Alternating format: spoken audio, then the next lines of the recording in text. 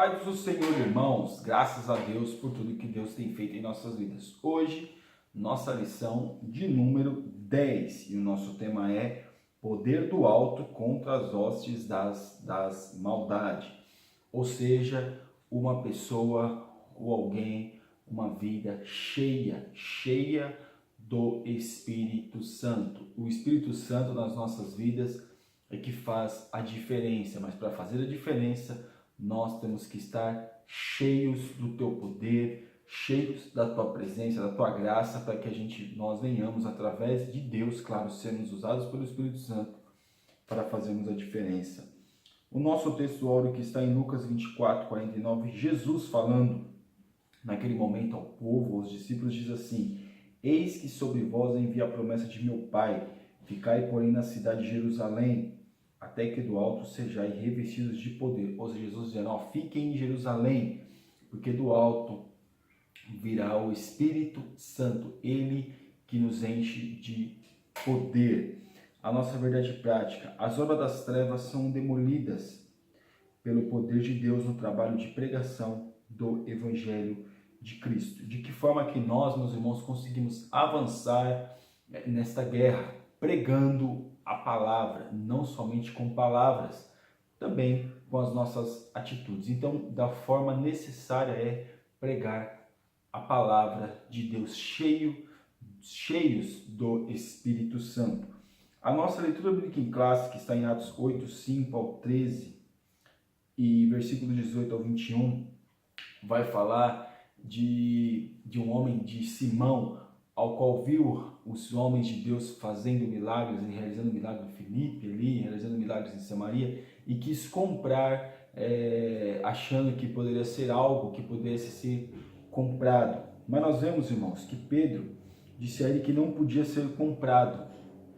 Por quê? O teu dinheiro seja contigo para a perdição, pois o cuidaste que o dom de Deus se alcança por dinheiro.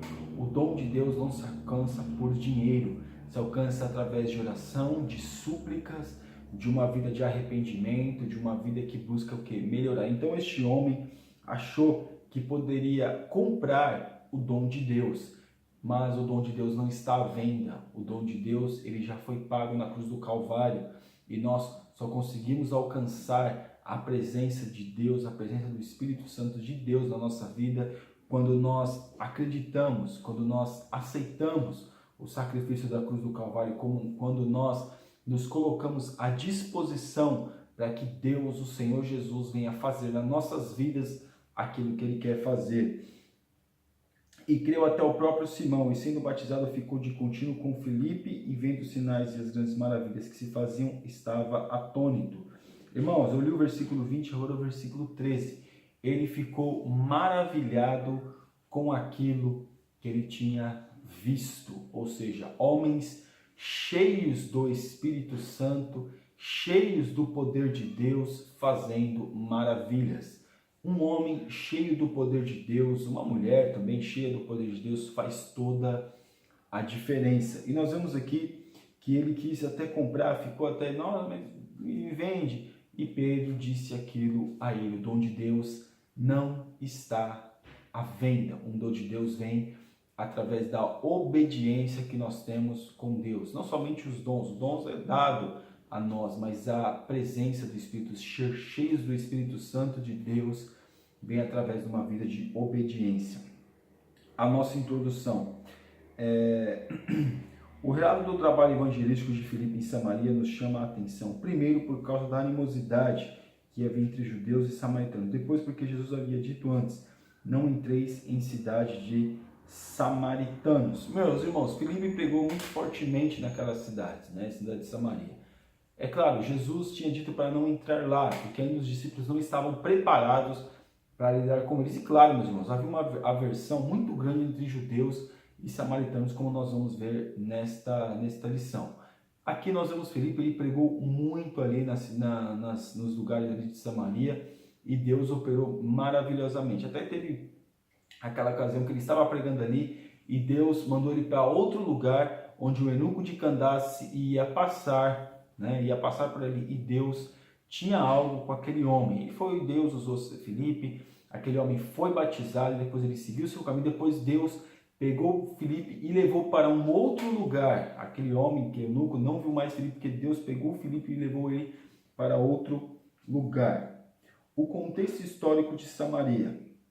Os samaritanos eram israelitas que se mesclaram com os povos estrangeiros durante o período da dispersão das 10 tribos do norte. Irmãos, o que aconteceu naquela época? O rei de Nínive, os ninivitas, eles pegavam o povo porque foi praticamente o primeiro império ali, naquele momento que levou o reino do norte. Depois que o reino do norte foi dividido entre Roboão e Jeroboão, nós vemos que mais à frente foi levado cativo, né? E nesse momento aqui, nós vemos que quando eles foram levados cativos, eles eram um povo só que depois, qual que era a estratégia para que não houvesse rebelião de povos conquistados naquele momento? Estudiosos dizem que eles misturavam o povo conquistado com outros povos para ter problema em falar a mesma língua, a mesma cultura e não se unirem contra o império. Então essa era uma situação, por isso que quando Jesus vai falar acerca dos samaritanos, vai dizer que eles tiveram muita mescla acerca de povos. Então eles eram gentios, então não era gentil e nem judeu, e sim samaritano. Era a questão que eles falavam. A fundação de Samaria. Samaria foi fundada por Onri, pai de Acabe. Depois que ele invadiu uma cidade chamada Semer, ele comprou aquela cidade, na verdade, um monte de um cidadão chamado Semer, onde fundou uma cidade a qual deu o nome de Samaria. Então ele comprou desse homem e ele fundou a cidade de Samaria, porque foi depois ficou a capital Samaria no Reino do Norte, a capital Jerusalém no Reino do Sul. Mesmo antes da dispersação dos israelitas do Reino do Norte, já havia um clima de tensão entre Samaria e Jerusalém.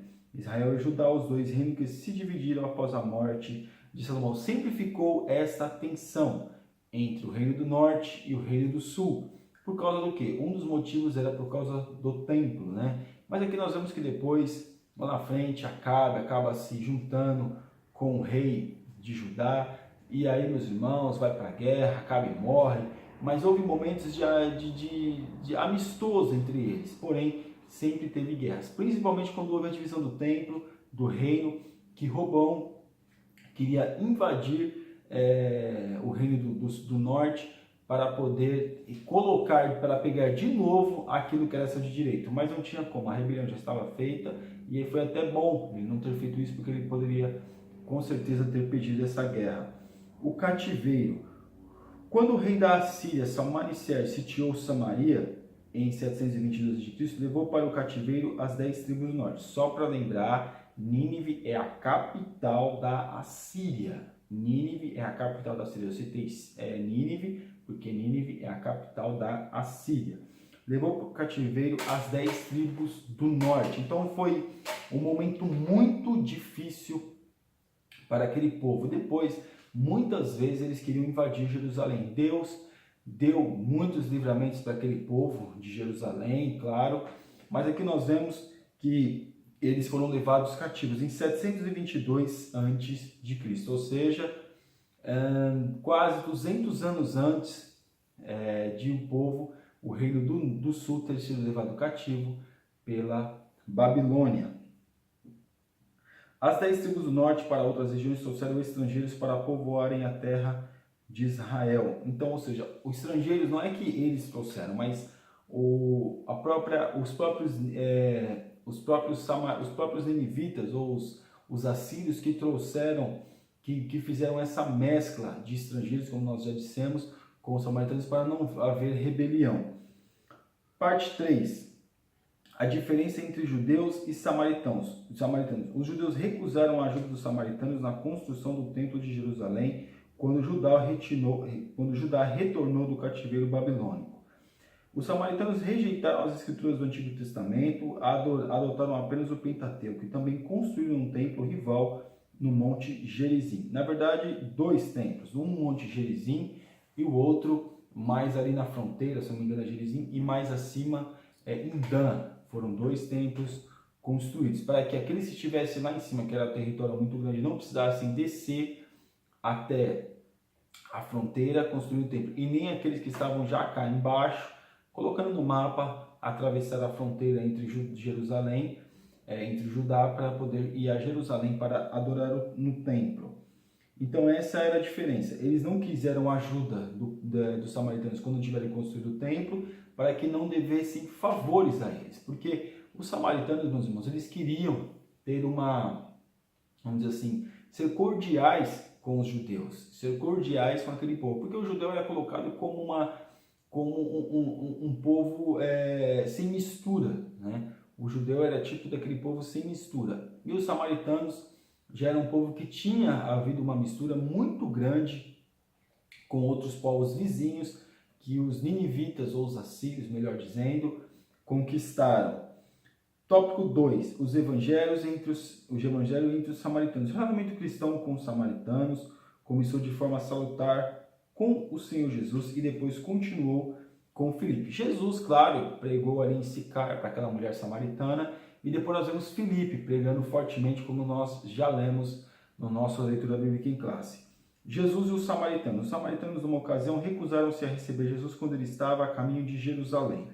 Eles não tinham muita desejo assim. Porém, nós vemos que mas na aldeia de Sicar, em Samaria, os samaritanos receberam Jesus e creram na sua mensagem como resultado do testemunho da mulher samaritana. Depois Jesus dá um exemplo muito grande acerca do bom samaritano, ou seja, indo ao templo, indo de caminho ao templo para a adoração. E o único que ajudou aquele homem que tinha sido espancado tinha sido o samaritano. Jesus fala, olha, vocês têm que ser como os samaritanos. Então os samaritanos foi referência, serviu de referência numa parábola que Jesus estava contando para quem? Para os judeus, né? E aqui quando nós vemos que a mulher samaritana creu em Jesus, ela creu em Jesus, não somente ela, mas aquela aldeia creu em Jesus. E interessante Jesus ali não fez nenhum milagre, mas a Bíblia vai dizer que pela sua palavra eles creram em Jesus. Jesus ficou naquela cidade 2 dias, porque aquela mulher foi falar acerca de Jesus, aquele povo recebeu Jesus e eles ouviram a palavra. O poder de Deus entre os samaritanos. Felipe foi impulsionado pelo Espírito Santo, do contrário, não ousaria enfrentar as hostilidades dos samaritanos. Felipe lhes pregava a Cristo com poder, de modo que as multidões prestavam atenção no que ele dizia, pois ouviam e viam os sinais que ele fazia. Então isso aqui vai dizer depois que era algo inédito a eles, né? Por que Felipe, meus irmãos, ele fez tanta diferença ali naquele povo? Primeiro, obedeceu a Deus e foi pregar aonde Deus o enviou. Segundo, estava cheio do Espírito de Deus. Claro, para a segunda situação vir a se concretizar, tem que ser a primeira também. A primeira tem que fazer parte da segunda e a segunda tem que fazer parte da primeira.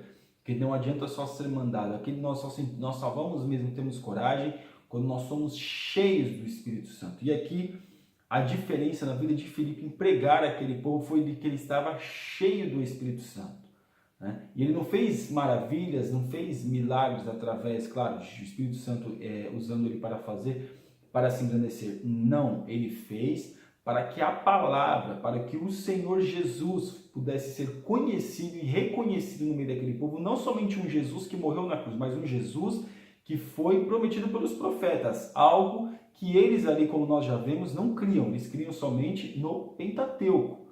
Então ali, para as hostilidades que eles tinham com os judeus, porque os judeus também uma hostilidade muito grande, desfazia muito dos samaritanos. Mas aqui nós vemos que Filipe pregava e o povo o ouvia, e atendia e aceitava aquilo que estava sendo falado. Porque aqui no 3, o batismo no Espírito Santo. Havia muita alegria na cidade com a chegada de Filipe, que batizava homens e mulheres. A notícia desses fatos chegou à igreja de Jerusalém, que enviou o apóstolo Pedro e João, os quais trouxeram o que ainda faltava aos samaritanos convertidos, o batismo no Espírito Santo. Então aqui nós vemos que a igreja, aquele povo ali, principalmente Pedro, estava com a mentalidade boa, porque foi pregar aos samaritanos. A igreja enviou eles a Samaria. Então eles estavam ganhando aquele povo para Cristo, como a gente usamos a linguagem de hoje. Então aquele povo estava sendo ganho para o reino de Deus. Mas outra questão também, que não houve hostilidade. foram com amor. Por quê? Porque também Pedro e João estavam cheios do Espírito Santo.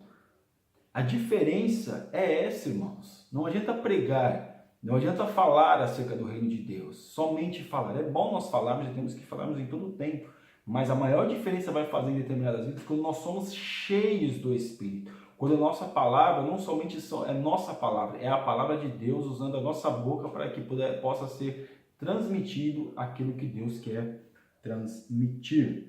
Tópico 3. Filipe em Samaria e Simão o Mágico. Antes da chegada de Filipe a Samaria, ali estava Simão o Mágico. Então aquele homem ali fazia muitas coisas, era o mágico ali, era o homem que impressionava as pessoas através do seu ocultismo. Mas quando Filipe chega, tudo isso é dissipado, porque aqui na parte 1, aqui, Simão o Mágico, nesse contexto de tanta alegria e gozo entre o povo, mediante a obra realizada por Filipe, surge a figura de um cidadão, Simão, que anteriormente exercera naquela cidade a arte mágica e tinha iludido a gente de Samaria dizendo que era uma grande personagem. Ou seja, ele se achava um grande, como hoje, meus irmãos. Infelizmente hoje tem tanta gente aí achando que faz, mas é tudo ocultismo, né? E eu não estou só colocando coisa do mundo, não. Dentro da igreja também. Não pode acreditar em qualquer coisa. Nós não podemos acreditar, milagre, nossa, foi Deus, revelou que, meu Deus do céu, porque revelou minha vida, e não sei o que, não estou aqui dizendo que nós temos que julgar o profeta, nós temos que julgar a profecia. Se a profecia que te deram está dentro da palavra de Deus, glória a Deus e aleluia. Mas se não estiver, rejeita, porque o número do seu RG, até o inimigo das nossas almas, até o diabo sabe o que você fez ontem, o que você comeu ontem, o que nós comemos ontem, o que nós fizemos ontem, por onde nós andamos, ele sabe, meus irmãos. Então não fique lisonjeado quando escute uma revelação. Né? A gente se sente, principalmente quando a gente está meio triste, a gente, oh, meu Deus ele fala conosco, Deus ele se preocupa conosco, porém, nós temos que tomar cuidado com essas coisas. E aqui na parte 2, a conversão de Simão Mágico, ele se converteu, mas será que se converteu de todo o coração? Né? Será que ele se converteu realmente de todo o seu coração? Claro, nós estamos aqui para julgar, mas aqui o texto sagrado afirma que creu até o próprio Simão, e sendo batizado ficou de contínuo com Filipe, e vendo os sinais e grandes maravilhas que se fazia, estava atônito. Porque aqui embaixo vai dizer, é difícil saber até que ponto a conversão de Simão Mágico era genuína, pois o relato indica tratar-se de uma conversão meramente intelectual ou artificial. A avaliação do apóstolo Pedro foi: o teu coração não era reto diante de Deus, ou seja, não era. Pode ser que a partir daquele momento foi, nós não sabemos, mas é interessante nós entendermos assim. Bom é que ele tenha aceitado, que ele tenha se firmado e que ele tenha realmente se convertido, né? Mas nós vemos que não adianta se achegar a Deus, não adianta se converter a Deus, se batizado, estar na igreja, mas não estar verdadeiramente convertido, né? Porque muita gente vai para buscar a Deus por causa de carro, casa, e porque viu que achou bonito, eu quero isso também, assim como a motivação daquele homem poderia ser essa. Então eu vou me converter, eu vou me batizar e eu vou ter esse mesmo poder? Como hoje muitos têm. Eu vou me converter e me batizar e eu vou ficar rico?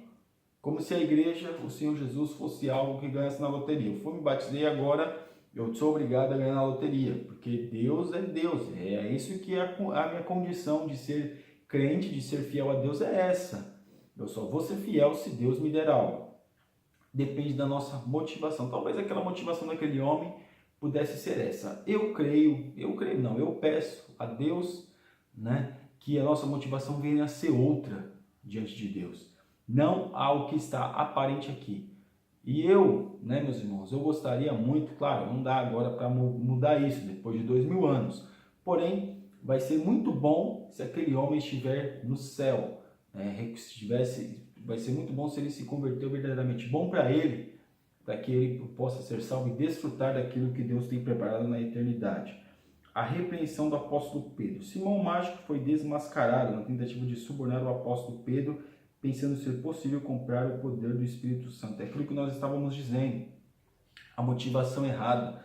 Acha que pode. Mas aí vem um homem cheio do Espírito Santo, né, entende aquele que está falando e o repreende, não fica com medo, como muitos hoje têm medo de repreender os outros.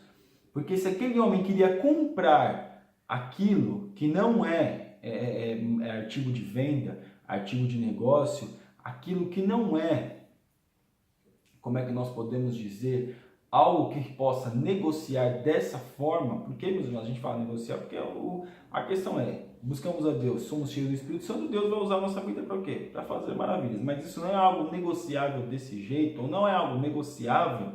Ele quis comprar porque ele tinha dinheiro, mas ele foi repreendido por Pedro. Quando muitos hoje estão enganando os homens que têm condições financeiras e dizem eu quero comprar, eu quero isso, eu quero aquilo, e muitos estão até iludindo esses homens, achando que iludindo eles, dizendo que eles vão ter, quando no entanto não vão ter nada, vendendo aquilo que não está à venda. Porque, meus irmãos, da forma que a gente pode adquirir, que é de graça, é pela graça, não é de graça, é pela graça. Qual que é o preço? Não é um preço, como a gente fala, de valor monetário, mas sim a nossa própria vida, para nós alcançarmos essas questões, essas possibilidades. Então aqui, nós vemos que Pedro, ele repreendeu aquele homem, não queria dentro daquele homem, porque hoje muitos têm sido subornados. Muitos profetas têm sido subornados, muitos pastores têm sido subornados porque homens que dão dinheiro. Assim como Balaque, ele acabou o quê? Subornando Balaão. Nossa conclusão, a história de Simão o Mágico nos mostra que seu comportamento foi reprovado por Deus. Há uma diferença abissal entre o poder que vem do alto, o poder sobrenatural do Espírito Santo e os pseudomilagres operados por charlatões e embusteiros agentes a serviço do reino das trevas. Isso nos serve de lição para estarmos alertas quanto aos líderes enganosos, ou seja, aquilo que nós estamos falando. Não acredite em qualquer coisa.